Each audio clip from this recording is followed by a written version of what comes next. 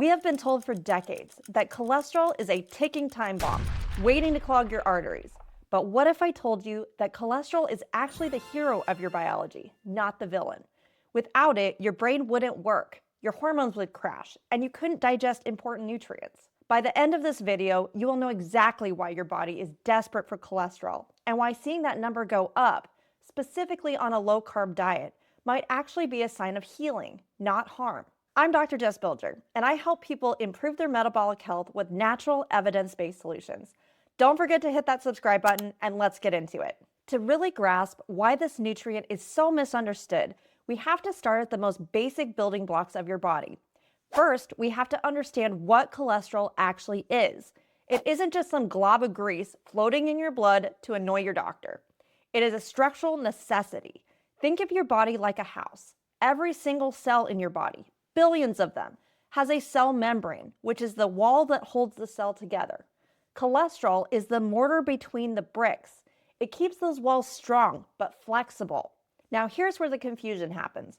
When you have damage in your arteries, usually caused by inflammation from high sugar, processed carbs, and seed oils, cholesterol rushes to the scene to patch the damage.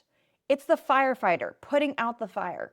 Blaming cholesterol for heart disease is like blaming the firefighter for the fire, just because you found him at the scene. This isn't just theory though. We can look back at data from the Framingham Heart Study, one of the longest running cardiovascular studies in history. An analysis of the data revealed a shocking trend among older adults. There was actually an association between low cholesterol and higher mortality rates. In other words, the people with the lowest cholesterol were often the ones with the highest risk of death, suggesting that as we age, cholesterol may be protective, not destructive. In fact, your body knows this is so important that it doesn't rely on food alone. Your liver actually manufactures about 75% of the cholesterol in your body. If you eat less, your liver makes more. If you eat more, your liver makes less. Your body is fighting to keep those levels up because without that structural repair, your cells would literally fall apart. That is why we focus on the root cause of the fire, inflammation, rather than firing the firefighter.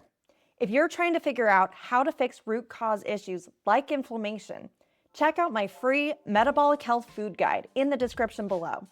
It's one of the tools I use with my patients to help them reverse insulin resistance, lose weight, and improve their hormones. Once we understand the structural importance of cholesterol, we have to look at how it controls your energy, your mood, and your ability to reproduce. If you're suffering from low libido, fatigue, or chronic stress, the problem might not be your age. It might be your low cholesterol. Cholesterol is the raw material, the master ingredient that your body uses to manufacture your most critical steroid hormones.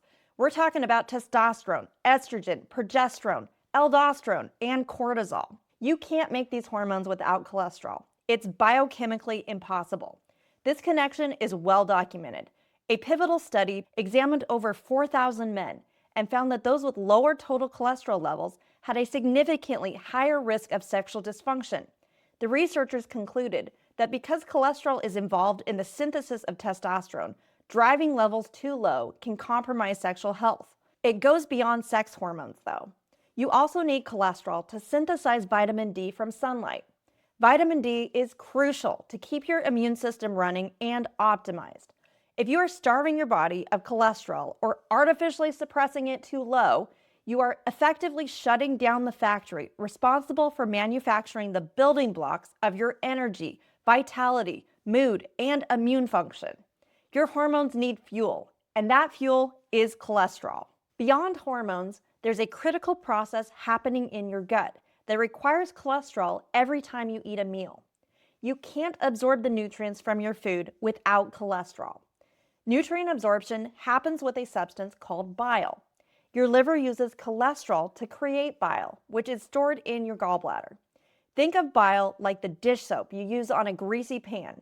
It emulsifies fats, breaking them down so your body can actually use them. This is critical because your essential fat-soluble vitamins, A, D, E, and K, require fat and bile to be absorbed. If you don't have enough cholesterol to produce adequate bile, you can eat all the nutrient-dense food you want, but you might as well just flush those vitamins right down the toilet. Literally. Your body is incredibly smart. It has a highly efficient system to recycle bile acids. After bile does its job in the intestines, about 95% of it is reabsorbed and sent back to the liver to be used again. The body is designed to recycle cholesterol because it's biochemically expensive to make and essential for survival. Your body hoards it because it needs it. To optimize your digestion, you don't need less cholesterol, you need a functioning bile system supported by healthy animal-based fats. While cholesterol is talked about a lot when it comes to heart health, we often forget about the organ that actually defines who you are, the brain, which happens to be the hungriest for cholesterol. Did you know that your brain is the greasiest organ in your body? While your brain makes up about 2% of your body weight, it contains roughly 25% of your body's entire cholesterol supply. That's a big difference, but there's a reason for it. Think of your nerves like electrical wires. For the electricity to travel fast and efficiently, the wire needs a rubber coating called insulation.